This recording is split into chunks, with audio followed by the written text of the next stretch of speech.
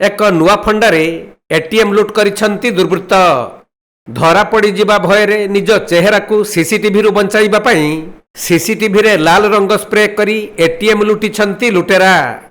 एभली घटना घटिछि मयूरभंज जिला खुंटा थाना ठारू मात्र 300 मीटर दूर बंगला छकरे थिबा एसबीआई एटीएम रे। गतकाली विलंबित राति रे लुटेरा माने आसी प्रथमे बाहर थिबा सीसीटीवी रे लाल रंग स्प्रे मारी एटीएम भीतर को पसिथिले।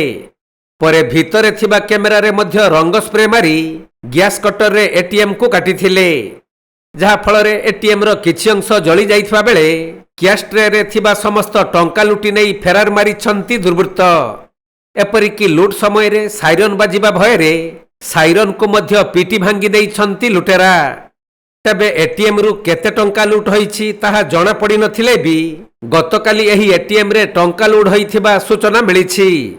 एहाकु नजर को आनिले बहु परिमाणर टंका लुट होईथिबा संदेह करा जाउछि।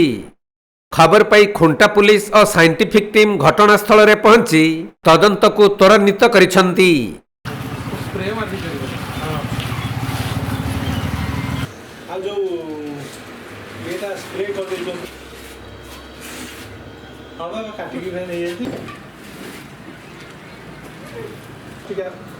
खुंटा थाना रे ठीक है